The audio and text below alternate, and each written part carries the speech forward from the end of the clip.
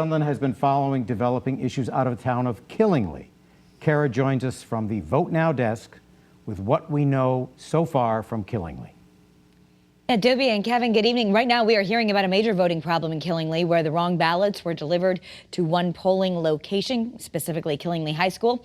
Now, while the presidential candidates, of course, remain the same on those ballots, the local races had the wrong names for that precinct. So by the time the poll workers figured it all out, some ballots had already been tabulated and were told that it's just too late to fix this tonight. Now, here are the people who are affected. We understand there are two races at stake.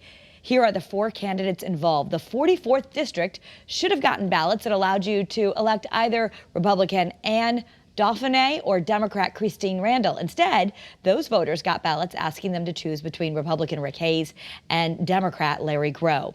Now, the local radio station there is reporting that both candidates for the 44th district, Republican Anne Dauphiné and Democratic challenger Christine Randall, are both very concerned. And Dauphiné put out a statement saying that voter integrity is compromised, and she's urging anyone who feels disenfranchised to contact her or to contact election enforcement.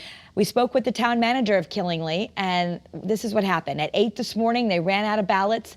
The high school is a polling location for both District 2 and District 4, and a poll worker accidentally grabbed the wrong stack. They say this was an honest mistake. It only affects a handful of voters. But now the Secretary of the State's legal team is involved, and this is similar to what happened in Stratford, if you recall, in 2018, when the wrong ballots were handed out there. That case went all the way to the state Supreme Court, resulted in weeks of hearings at the state capitol. That was a close race. We're going to have to wait to see how close this race is, if it's going to be a big deal or not. But Kevin, Dobie, I know you remember what happened in Stratford, and I know that you're aware that the Secretary of the State has actually proposed bills to prevent you from having two districts at one polling place. What's your take? Well, so when this happened in Stratford two years ago, the number of ballots that were cast that shouldn't have been was within the margin of the Democrats' victory, and then so the legislature fought about it for a long time. Courts in Connecticut don't really like to get involved in deciding winners and losers in elections, and so the Democrats in the House of Representatives had the majority, and they seated who they believed, or at least hoped, was the winner of that race. There is a rematch between those two candidates tonight. Ironically, how could you not? Yeah, how could you not? Exactly. So.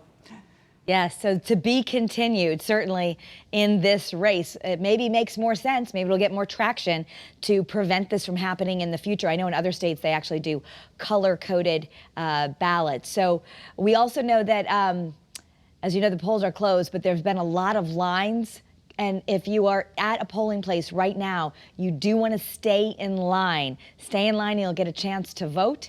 Live from the Vote Now desk, I'm Kara Sunland, Channel 3 Eyewitness News.